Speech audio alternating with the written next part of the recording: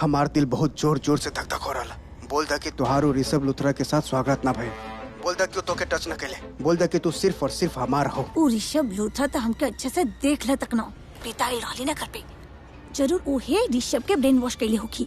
ऋषभ जी हमारा आपसे एगो रिक्वेस्ट बा कि आपके और हमार जे भी रिश्ता बा वो प्लीज ही बंद कमरा के बीच में सीमित रखी। करण अपन भाभी खातिर कोनो गिफ्ट ना लाइल बड़ तू ना बुआ, एक्चुअली हमके पता ना रहे ना कि ई घर के बहू बन जाइयन।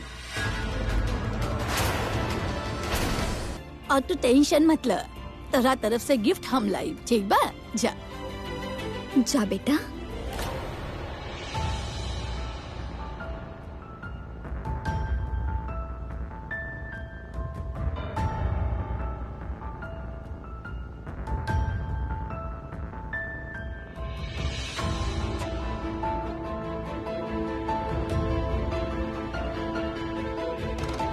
बहुत दिनों से तू कोशिश कर रहा बड़ा ना हमके एक्सपोज करेगे। देखा करन अब बहुत देर हो चुकल बा, तू हमार कुछ ना बिगाड़ सकेला। इससे पहले कि हम शोर मचाई पूरा परिवार वालन के यहाँ पर बुलाई, हम उनके से कहा कि कैसे देवर बा हमार जे हमर हाथ पकड़ के हमने साथ जबरदस्ती कर रहल बा, वो भी पराया मर्द के सामने।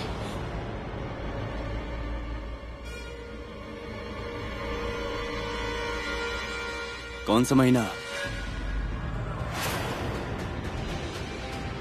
हाँ शर्लिन, कौन सा महीना? थके का लागल? ये रस्म करके घूंघट मुंह दिखाई करके तू बच जाइबू, तार पीछा छोड़ दे मां।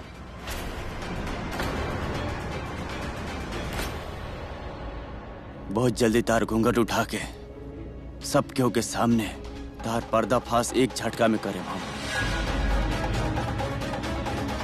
और हाँ, ये जब ढोल बजा था ना, तब ढोल भी हम ही बजाए।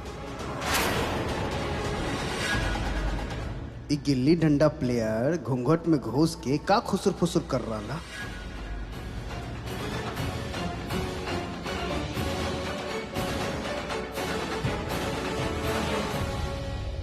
ल देवर कर देहलस रसम पूरा, अब करबू तू रसम पूरा। जा राखी। ना मम्मी जी, करण के बाद शर्लिन के मुंह दिखाई के रस्म प्रीता करी है।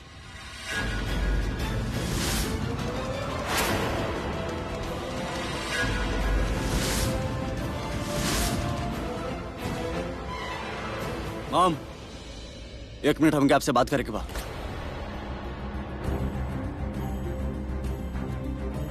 हम आपसे कहले रहनी ना कि प्रीता घर में अंदर घर छोड़ के हम चल जाए, फिर भी आप प्रीता के बुलाइलू हा। तू सीरियसली कहले रहला? ओह, तो आपके हम सीरियस ना लगने? लगल बेटा, लेकिन करण का हमार फीलिंग्स की कोनो वैल्यू ना बा। तो बात समझे की कोशिश करा बेटा। प्रीता हमरा खातिर बहुत स्पेशल बा, हमार लकी चाम बा। जब भी हमरा खातिर कोनो काम कले है, वो काम 100% सफल भई बा। और जौन चीज पे हाथ रखेलू वो चीज सोना बन जावेले। आज हमरा खातिर, अपन माँ खातिर हमारो लकी चाम के मुंह देख ला बेटा। ना हमार मतलब बा, तू अपन माँ के चेहरा देख ला प्लीज बेटा। आज रिएक्ट मत करिया। रिएक्ट ना करें, हम जाता नहीं मॉम।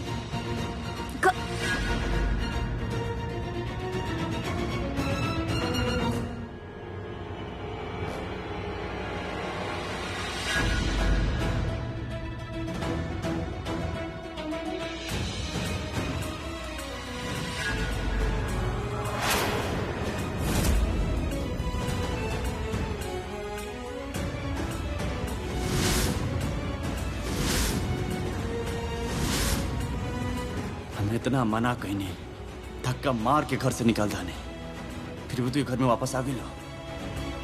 हम यहाँ आवे तो ना चाहत रही करण।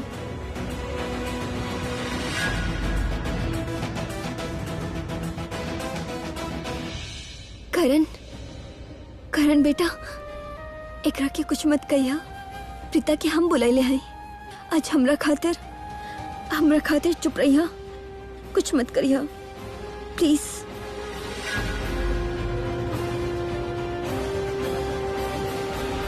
हम कहले रहनी ना कि घर की चौखट पे पैर मत रखिया, पर कौना माटी के बनल बड़ू तू प्रीता अरोड़ा। बड़ा बड़ा मान सम्मान के बात करेलो और इतना कुछ भइला के बाद फिर से आ गइलो। तहारा जगह दोसर कोनो लड़की रही तब पलट के देखी तक ना।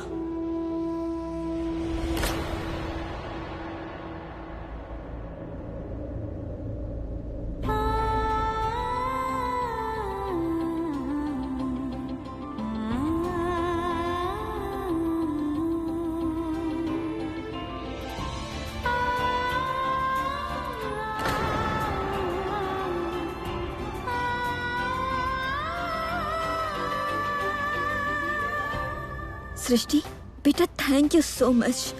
तो हमार बात के मान रख लू और प्रीता के यहाँ ले आई लू। थैंक यू वेरी मच।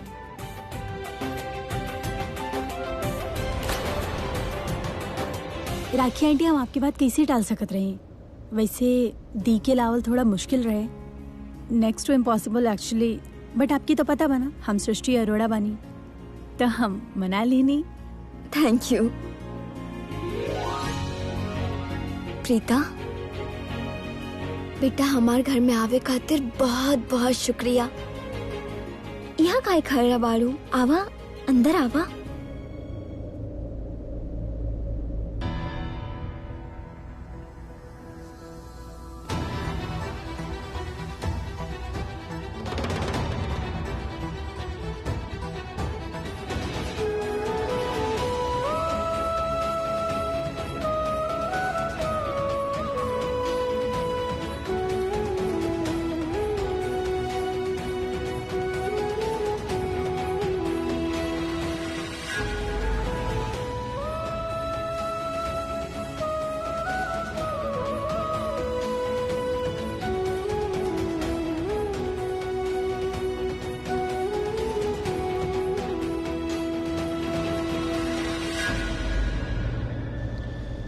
प्रीता जी आ तो गईले, पर एक गिल्ली डंडा प्लेयर कितना भड़कल है इनकरा पर।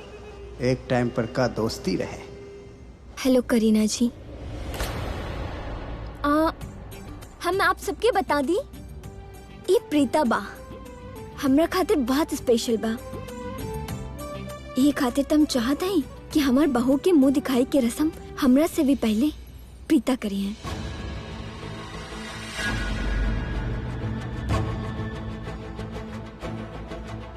जा बेटा, मुंह दिखाई के रस्म करा।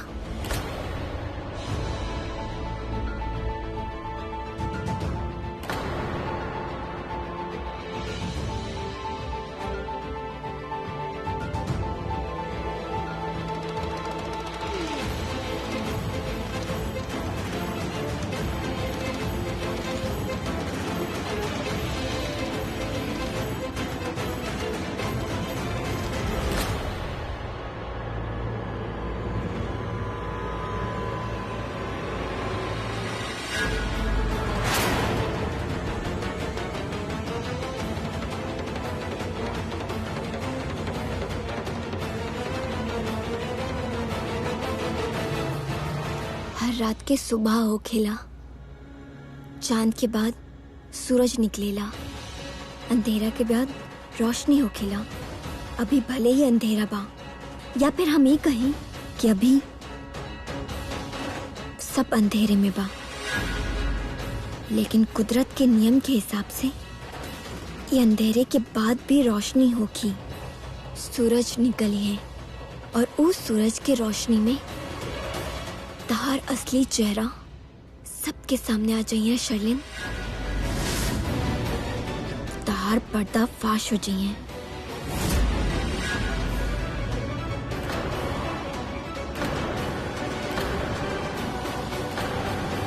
आज से, ई पल से, ई मोमेंट से हमार सिर्फ एक ही टारगेट बा, एक ही निशाना बा, एक ही मकसद बा, और ऊ बा तू।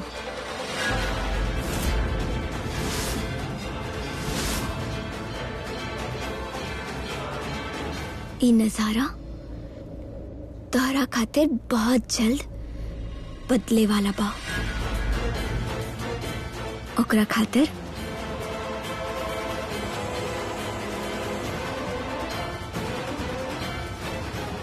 मुबारक हो।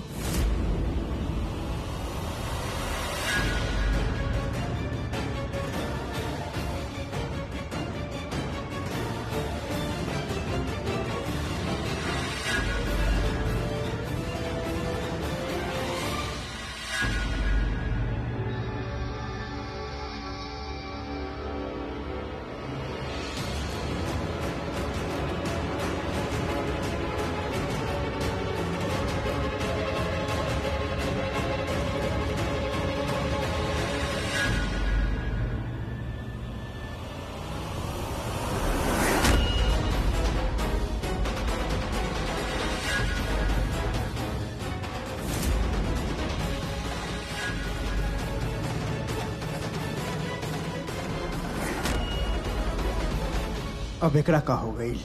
ये घूंघट उठा के खड़ा काहे हो गई? ओह गॉड, ये ओवर कॉन्फिडेंट महारानी मरवाई।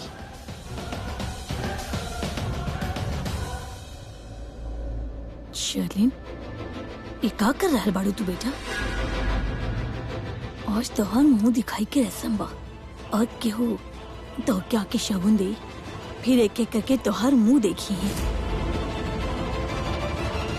और तू तो सबके अपन चेहरा एक ही झटका में दिखा दे लो। व्हाट्स रॉन्ग विद यू शार्लिन? सॉरी बुआ, वो काबा ना इतना सारा रिचुअल्स रस्म घूंघट के अंदर हमके सफोकेशन होकर है।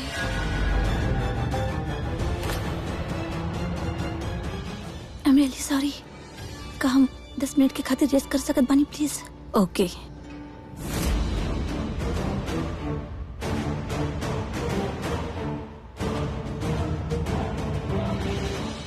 आज सिर्फ हमार बात सुन के तार ई हाल भइल बा। त सोचा जब हम तहार सच सबके सामने लाए वो दिन तार का हाल होगी।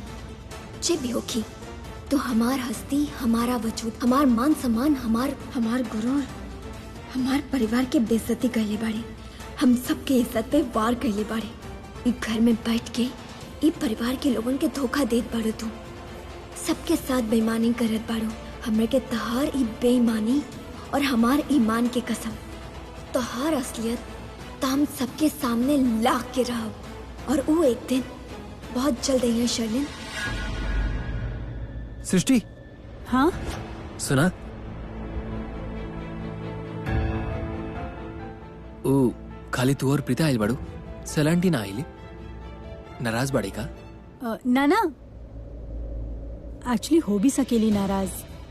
और हमरा के का पता? हमरा के सिर्फ इतना पता बा कि मम्मा मार्केट गेल बड़ी, ऐसे ही यहाँ नहीं लिया। तो बीजी और जान के आंटी वो लोग काहे ना आइल? दादो और जान के आंटी तो मंदिर गेल बड़ी, ऐसे ना आई लिया। अच्छा, मंदिर गल पालो। लेकिन वो लोग एक बार भी ना कल कि लूथरा हाउस आए बा आए के चाहत रहल ना? बोला सैमी, हम उनका की कुछ बताई थी तब वो कुछ कहती ना। एक्चुअली जब लूथरा हाउस से फोन आयल रहे ना तो हम फोन पे झूठ बोल देने कि हम सबके ये बात बता देने कि लूथराज ने हमने के मुंह दिखाई के रस्म खाते इनवाइट कैलस, हमने के वहाँ जाए के बा, जबकि असल बात बा हम केहू के कुछ भी ना बताई। लेकिन तू ऐसा काहे कहलो? अरे तू का बात करत रहा, तोरा के पता बना घर के माहौल का बा। अगर हम ही बात छेड़ देती कि लूथराज हमने के इनवाइट कैलस, हमने के वहाँ जाए के बा, तो सबसे पहले लंबा चौड़ा डिस्कशन स्टार्ट हो जाये कि लूथराज के घर जाए के बा कि नहीं के जाए के। लोग ये बात पे लड़ झगड़ पड़तन यार। लेकिन दी के यहाँ जरूरी रहे तो हम ले आई नहीं। लेकिन दीदी क्या जरूरी काहे रहे? कैसन डफर बाड़ा तू सैमी यार, तोरा के हर चीज एक्सप्लेन करे के पड़ेला। अरे कुछ चीज खुद भी समझ लिहल करा ना। कल रात के हमने के बीच में बात भइल रहे और हम तोरा से कहले रहनी कि जे भी कुछ भइल बना ओकरा वजह से दी और करण सर के बीच में बहुत बड़ दरार आ गइल बा, जेकरा के हमने के फील करे के पड़ी। हमने की जितना देर करब ना उतना ही दोनों के रिश्ता के स्मूथ बनावे में बहुत मुश्किल हो जाए। तो सबसे पहले हमने की दोनों के बीच की मिसअंडरस्टैंडिंग क्लियर करे के पड़ी, दोनों के पास लावे के पड़ी, दोनों के पैचअप करावे के पड़ी। समझ लो सैमी? बात तो ठीक कहा तो सृष्टि, लेकिन हमने ये सब क्राइम कैसे? वेरी सिंपल, दोनों के बीच के मिसअंडरस्टैंडिंग क्लियर करके, दोनों के बीच में जो दरार बाना ओकरा के फील करके सैमी। आई एम श्योर एक बार मिसअंडरस्टैंडिंग क्लियर हो जाए ना तो सब कुछ ठीक हो जाए। पर ये होई कैसे? बोला। दिमाग में एगो सिंपल सा आइडिया बा, बताओ। अच्छा। जानी हमने के ना करण सर और प्रीता दी के एक रूम में लॉक कर दे, दोनों एक दूसरे से बात करे खातिर मजबूर हो जाई हैं। और जैसे ही दोनों के बीच में बात हो जाए सारा मिसअंडरस्टैंडिंग क्लियर हो जाए। ठीक बा, हम तार साथ दें।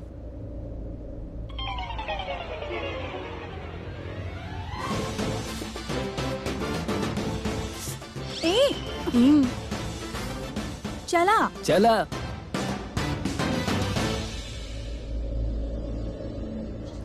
Thank you.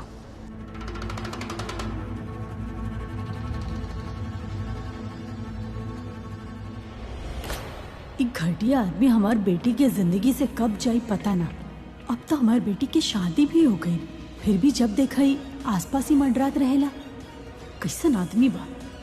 I am sure अब ये हमार बेटी के अपन केहू काम खातिर यूज करी। और हमार बेटी भी एकर पीछे पागल बा। She is really stupid. इतना भी नहीं समझत कि एगो आदमी ऐसा लड़की से कैसे प्यार कर सकेला जेकर शादी केहू और से हो गई बा।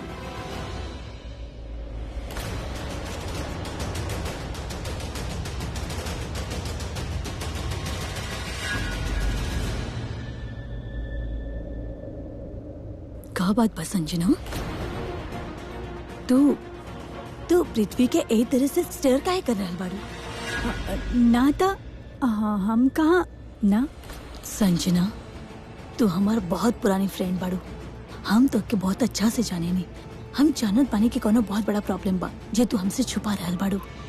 ऐसे का देख रहल बाड़ू हमके? तो हर चेहरा पे साफ साफ लिखल बा कि तू ये पृथ्वी से बहुत नफरत करेलू। ना ऐसन। संजना, प्लीज हमके बतावा कि बात का बा। हम जानत बानी कोनो बात तो जरूर बा। You are right. हमरा ना ई लड़का बिल्कुल पसंद नहीं खे। तारा के पता बा कब से शर्लिन के पीछे पड़ल बा?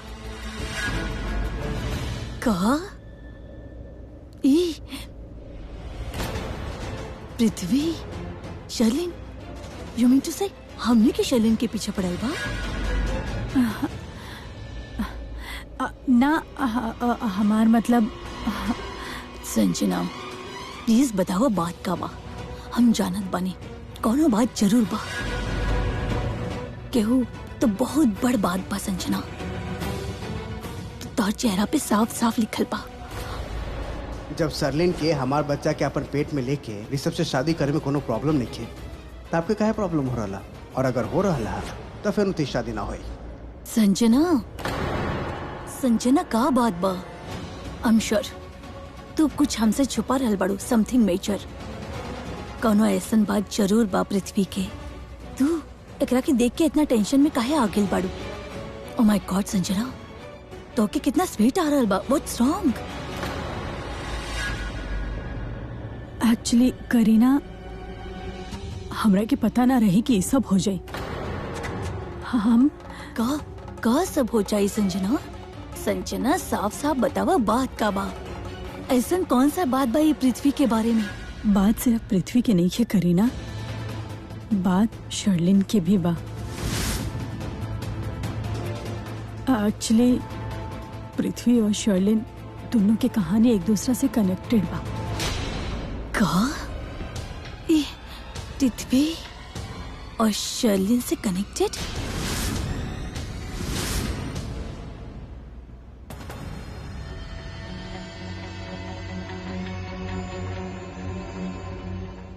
बहुत जल्दी तार घूंघट उठा के सब केहू के सामने तार पर्दाफाश एक झटका में करे भाव। आज से, ई पल से, ई मोमेंट से हमार सिर्फ एक ही टारगेट बा, एक ही निशाना बा, एक ही मकसद बा, और वो बा तू। पृथ्वी, प्रीता नाम के प्रॉब्लम के सॉल्यूशन बा हमरे पास। Permanent solution. पृथ्वी मल्होत्रा। ये बेबी के माँ कुछ अजीब सा बिहेव कर रहा। इनकर बॉडी लैंग्वेज देख के ऐसा लग रहा जैसे हमके मरवावे के काम कर रहा। शर्लिन और पृथ्वी दोनों ना एक दूसरे से बहुत नफरत करेले।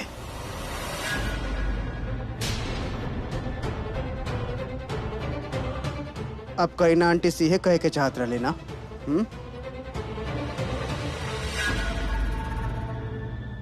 कम ऑन आंटी जी, हम आपसे कितना बार कहले हैं कि गलत फहमी है आपकी।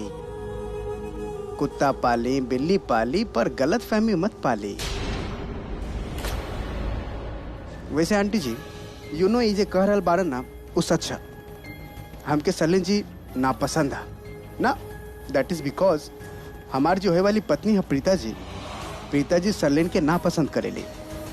तो जाहिर सा बात है कि हम अपन होए वाली पत्नी से बहुत प्यार करते। उनका पसंद नापसंद, हमार पसंद नापसंद। और इससे भी आप तो जाना थी आंटी जी कि कल रात के बाद ये रिश्ता और भी खराब हो चुकल है। तब बिगड़ल रिश्ता के और काहे बिगाड़ल चाहते हैं आप? ये रिश्ता के समझे की कोशिश। तो क्या सुनाई ना देवेला? तो हर फोन बज रहा बा। ओह,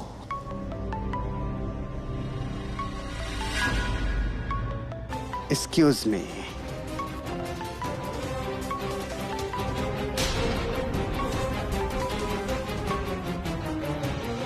हेलो।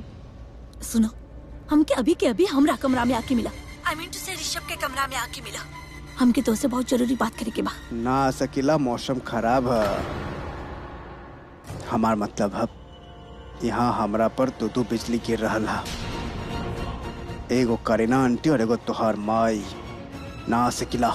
यू ब्लडी डरपोक, तोहरा खातिर हम केहू और से शादी कर लेनी, केहू और के घर में आ गई नी, और तू हमार कमरा तक ना आ सकेला। लिसन, आई डोंट केयर। तू हमके अभी के अभी आके हमार कमरा में मिला। ओकरा के बाद तूफान आए या तो फिर बिजली गिरे, आई जस्ट डोंट केयर। अरे ना आ सकेला। अगर हम कह रहे हम ना आ सकेला तो ओकरा पीछे कोनो वजह कोनो मतलब है, समझे के कोशिश करो। खतरा है बेबी, ना आ सकेला। अगर केहू हमके तोहार कमरा तक आवत देख लेला ना तो पता ना कहा जाए। पृथ्वी, हम ई घर के बहू बानी, तू ना। तो जे बवाल होखे के बाना हम ओकरा के हैंडल कर लेब। तू हमार कमरा में आव। अगर तू हमरा कमरा में ना आईब ना तो हम मुंह दिखाई के रस्म में ना आईब। चाहे ओकरा बाद हमारू जे इरिटेट सास बॉडी ना राखे लूथरा, वो कुछ भी सोचे। आई केयर इट डैम। ना ना ना, लिसन लिसन, ऐसा मत कर जा। हमारा हाल है, अभी आ रहा है। ओके गुड।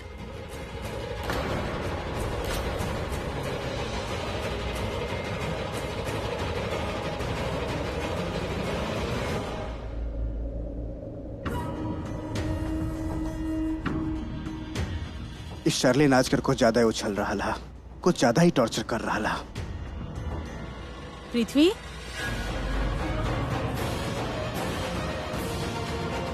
कहाँ जाता रहा तुम?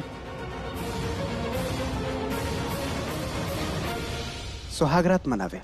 काले तो शादी भइल रहे ना। आपन बेबी से मिले, आपके बेबी से मिले। कोनो जरूरत नहीं खे, अब ओकर शादी हो चुकल बा।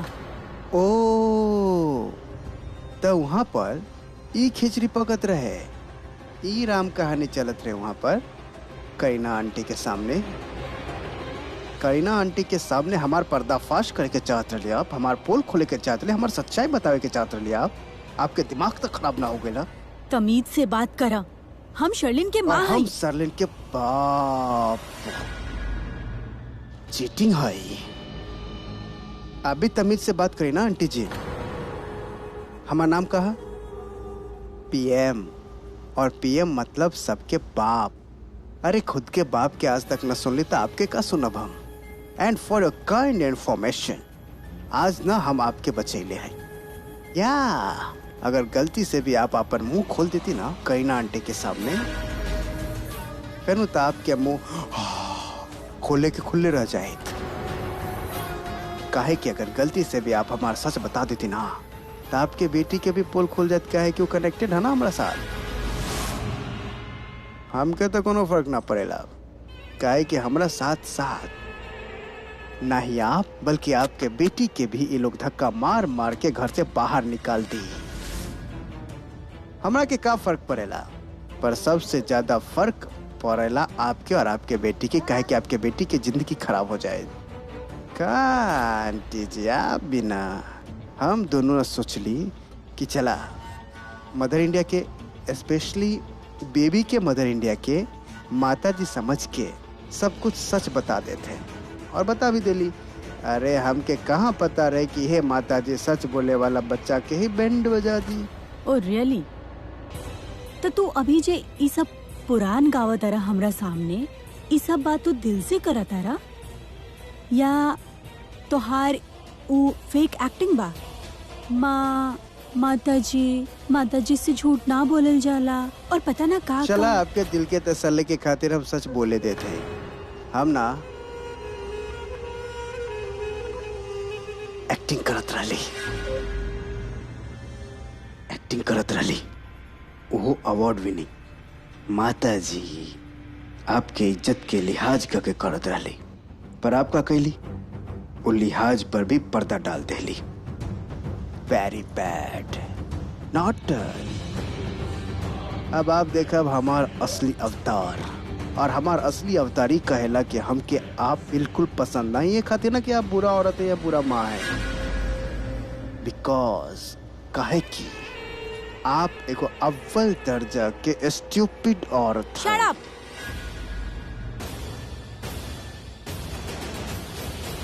तमीज से बात कर। तमीज से बात करत रहली पर आप करे ना देली। तमीज से बात करी तो प्रॉब्लम, बदतमीजी से बात करी तो भी प्रॉब्लम। प्रॉब्लम ही प्रॉब्लम। का जरूरत रहे बुरा के मुंह पर बुरा के बुरा बोले के? आपके शोभा ना देला और हमके चुभेला। राइट।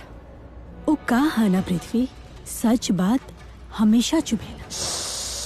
और तू ना शुरू से ही कभी भी अच्छा इंसान तो रहला ही ना। और तहार जे फितरत बा ना वो कबो ना बदली। वो कहावत तो सुन ले हो बना तू कौन?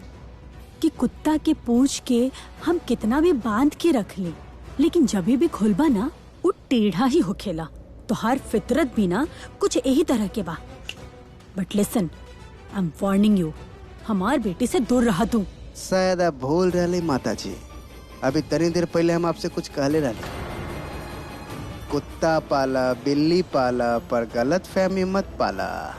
आपके का लगेला आपके बेटी कोनो होड़ के परी है जे हम ओकरा आगा पीछे दाया बाया घूमत रहो? रॉन्ग। पता आपके बेटी का बन गेला? Boom, item bomb. अरे कब्बो भी फटत रहेली। और जे लोग बेवजह कब्बो भी फटत रहेला ना वो लोग पृथ्वी मल्होत्रा के पसंद नहीं खे। नफरत कईला हम ऐसा लोग से और दूर भी रह के चाहते। लेकिन आपके बेटी है जे बार बार हमके बुला के अपन करीब ले आवेली। रियली? या हमार बेटी में तो अक्ल ही नहीं खे। अगर थोड़ा सा भी अक्ल होइत ना ओकरा में तो तुम्हारा आस पास भी ना मडराइत। लेकिन तू तो समझदार बाड़ा है ना। एक खातिर तू हमार बात ध्यान से सुना।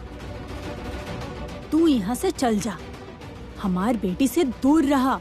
वो एक घर के बहू बन चुकल बा। एग्जैक्टली सेम पिंच डिटो ज्ञान हमू देले रही ओकरा के, पर वो समझत ही नहीं खे। पता काहे क्यों? मूर्ख के महारानी है, समझे ना करेला। जब देखा धमकी देत रहेला और कुछ है ना करेला ओकरा के। हम ही कर देबू, कर दे वैसन, कर दे वैसन, कर देबी। अभी 2 मिनट पहले हम ओकरा के कहली लिसन बेबी हम ना आ सकिला, मौसम बहुत खराब है और दो बिल्ली के नजर है हमरा पर। पता हो का बोले? एक और धमकी, सुना पुन्नू बेबी, अगर तू ना आइला ना तो हम मुंह दिखाए के समय ना आए, हम मुंह दिखाए के रस्म ना करब। का? अब माता जी आप ही बताई कि हम का करी तो का करी। चला एक काम करत थे, आप जे बोला हमार सराख पर। अब आप बताओ हम का करी। अरे आप चुप का है का चाहत का है आप? हम वापस चल जाए? ठीक है हम वो काम करते हैं, चल जाते। ये जे मुंह दिखाई के रस्म आना इना होई फेनो। बाय। पृथ्वी,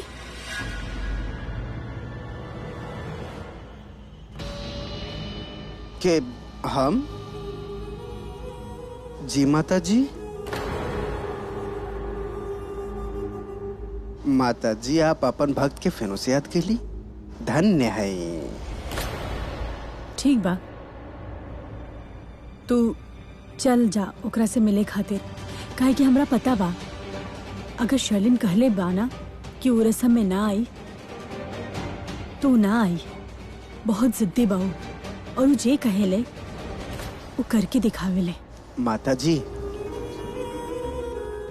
और हम जे ना बोलेली ना वो हम डेफिनेटली करीला।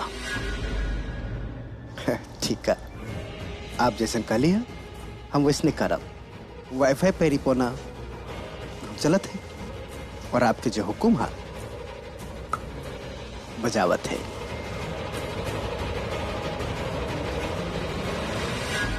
उन्हीं बेटी दिमाग खराब करके रख ले हा, एनी माई ना टाइम खराब कर देलस। यूजलेस दोनों के दोनों।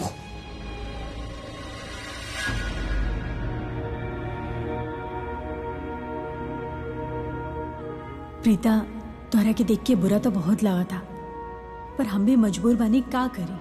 काहे कि तू हमार बेटी और लुथराज के बदले के बीच आ गई लो। अब पृथ्वी भी वो बदला से कनेक्टेड बा। ये हमार बदनसीबी, पर हमरा था एंड ऑफ द डे हमार बेटी के ही साथ देवे पड़ी।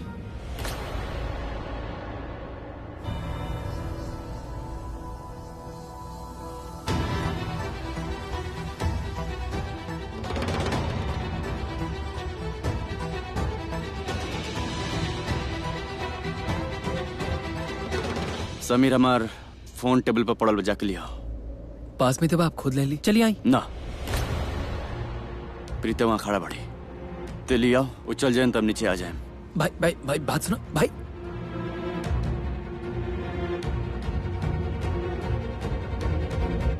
सृष्टि, इन्हें सुना? हाँ समीर, करण भाई तो प्रीता के आसपास भी नहीं खना होके चाहत। कहा तरन के जबले वही जब ना वो ही जाना आई जैसे प्रीता चल जाओ हम उनकर के बता दी ताकि वही जा सकस। कहा करें यार, हमरा को समझ में नहीं आवत। आइडिया एगो काम करेगे, प्रीता के ना करण भाई के रूम में भेज देवे के। एगो वही जगह बा जहाँ केहू ना होई, खाली वो दिन हो के लोग आपस में बात कर ले, लोग शायद पैचअप भी हो जाओ। का बोला अरे किसन बात करा तारा, अभी अभी तो वो दोनों के बीच में इतना बड़ फाइट पड़ बा। दी करण सर के रूम में ना जियन। तोहरा की का लगा था कि हम दी के बोलब करण सर के रूम में जाए खातिर चल जियन? ना यार, काहे जियन? अरे जाए के वजह पाना क्या?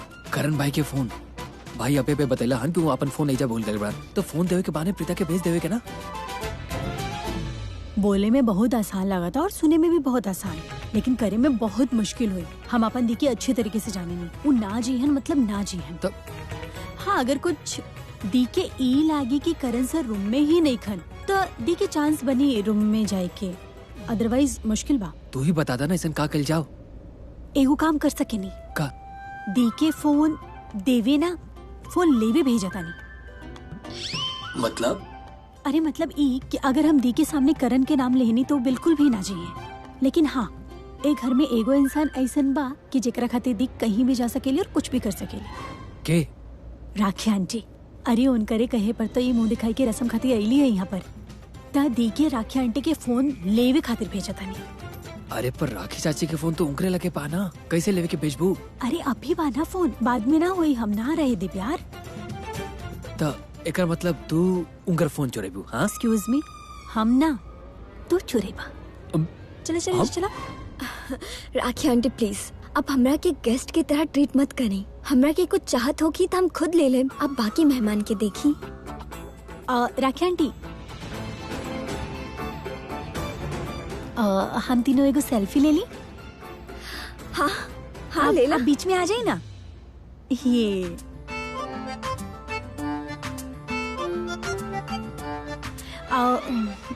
राखी आंटी, आपके पल्लू सीधा कर देना। दी हेल्प करी ना इनका के। एक मिनट, अब ठीक बा? हाँ, थोड़ा सा यहाँ से दी हेल्प करा ना इनका के। ओके ओके, हो गई डन। पाउट ऐसे? हाँ। अच्छा पिक्चर एल्बा आपके सेंड कर दी प्लीज। ये कर देनी आपके सेंड, देखिए ना, चेक करिए। हाँ। अरे हमार फोन कहाँ गायब हो गई? अभी तक यहाँ रख ले रहे हम। चाची आपके फोन करण भाई के रूम में बा। वो काबा के हम करण भाई से मिले गए करण रूम में, वो तो मिलन ना, लेकिन रूम से निकला तो आपके फोन पे नजर पड़ल।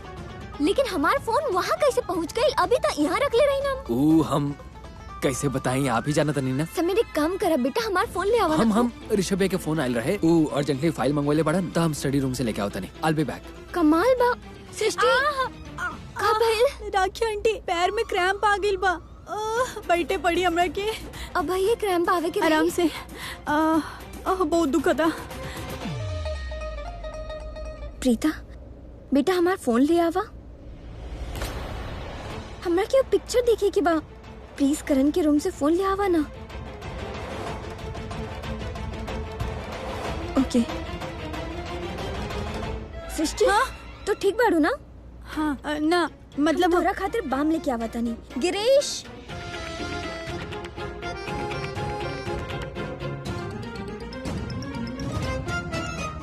ओए कल्याणी, सब्जी कितना महंगा कइले बाड़ू। बारिश के मौसम शुरू हो चुकल बा और काफी सारा सब्जी खराब हो चुकल बा। बहुत मुश्किल से सब्जी मिले ले, तो दाम तो बढ़िया ना। हर साल तो हर कोई ना कोई बहाना रहेला, जहाँ 1 किलो सब्जी लेवे के रहेला वहाँ आधा किलो लेवे के पड़ता। बाजी का बीच में मेला लगा के खड़ा बड़ू।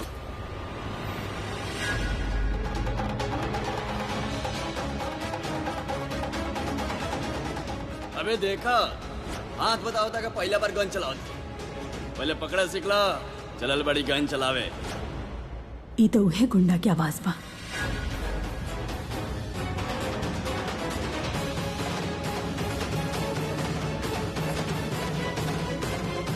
कहाँ गई?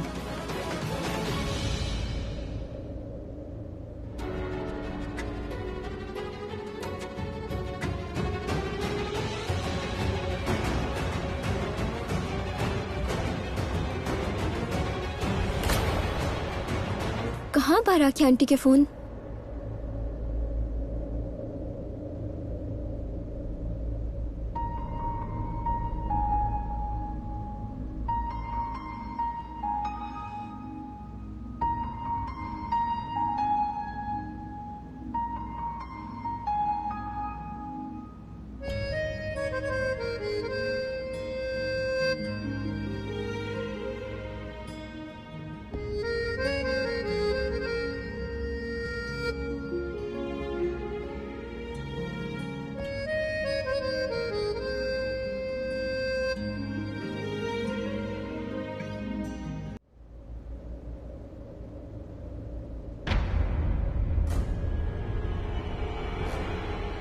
ताकि यहाँ देख के हमके बिल्कुल खुशी ना भाई,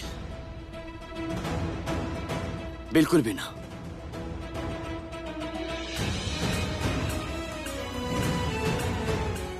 दिख रहल बा ना ताकि कुछ नहीं के दिखत, ताकि इन्हें के दिखत कि हम तारा बारे में का सोचता नहीं। कुछ देखे की जरूरत ही ना बा। तहार आंख में बा, तहार गुस्सा साफ नजर आ रहल बा। रियली? चला अच्छा बात बा। अगर हमरा आंख में ताकि गुस्सा नजर आवता तब कोनो गलत फहमी ना होई, केहू के कोनो गलत फहमी ना होई। हमके गलत फहमी ना होई कि प्रीता अरोड़ा अच्छा रही, ताकि गलत फहमी ना होई कि हमार गुस्सा 2 सेकंड के भावे। यस प्रीता अरोड़ा, ये गुस्सा मरते दम तक ना जाई। हम जानत बानी। जानत तारू तो यहाँ काहे आलू? जब तू जान तारू के ताकि देख के हमार दिमाग घूम जाए, पता ना हम क्या कर बैठे, तो फिर ये काहे आलू? काहे आलू है जा? I can't believe this। का से का बना दलो तू हमके प्रीता। लुक एट मी, ऐसा ना रानी, हम इतना गुस्सा ना रहे हमारा अंदर। सब तारा वजह से, सब कुछ। सही कह रहल बाड़े। पहले कभी तो ऐसा ना बाड़ा, लेकिन हम तोहरा के ऐसा ना बनेले बानी। बनेले बड़ू तू ही हमके ऐसा बनेले बड़ू, और तू अच्छा तरह से जानता रू। तो यहाँ काहे आलू तू? हाँ काहे आइल बड़ू? जबकि तक पता बा कम तक यहाँ देखे तो धक्का मार के तक घर से बाहर निकल दे। पता ना का कुछ कर बैठे, जानता रू तू नहीं तो काहे आइल बड़ू? अपन मर्जी से ना आइल बानी, राखी आंटी खातिर आइल बानी। वो हमरा के बहुत कहले हैं, तो हम मना ना कर पाई। Oh really? हम तो राखी आंटी खातिर आइल बने। ये भोला सूरत बना के केहू और के बेवकूफ बनैया प्रीता अरोड़ा। कैसे हम तारा असलियत जानता नहीं। जितना इनोसेंट तू देखा तारू ना उतना बड़ू ना। तू एक नंबर के शातिर और क्रुक्ट बड़ो, जो ना अपना फायदा खातिर कुछ भी कर सकता रही, फिर चाहे केहू की जिंदगी ही खराब काहे ना हो जाओ। करण प्लीज, कल तो हमरा से जे कुछ भी कहले हम सुनने हैं, लेकिन आज हम अपन खिलाफ एक लफ्ज ना सुनब। हमार भी सेल्फ रिस्पेक्ट बा। हम भी केहू की बेटी हैं, केहू को इज्जत है, केहू के गुरूर है। राखी आंटी की बहुत इज्जत करत है, यही खातिर उनका के ना कर पैनी, वरना ना कहे में का बा। मना कर देती, यहाँ ना आई थी, तो हमरा के भी तहार चेहरा ना देखे के पड़ती। वो इंसान के चेहरा जे कल हमारे साथ इतना गंदा बिहेव कर ले रहे, इतना गंदा कि हम कभी सोच भी ना सके। नहीं तब तू हमारा चेहरा भी नहीं खुद देखे चाहत।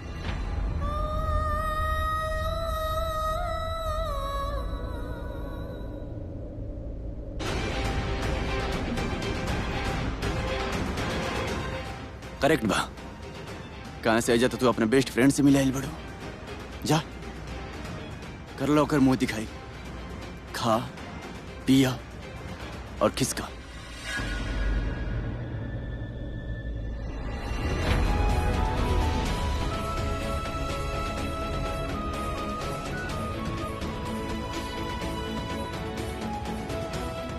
वो हमारा बेस्ट फ्रेंड ना है करण, पर तू रहे। उन्हें प्रीता जी के माता जी और इन्हें बेबी के माता जी। लागत है सारा माता जी है ना आतंकवादी हो गई ला। आ गई पंचायती बिजनेसमैन के रोम। चला बेटा पृथ्वी, माइंड के सेट करा और अंदर घुसा।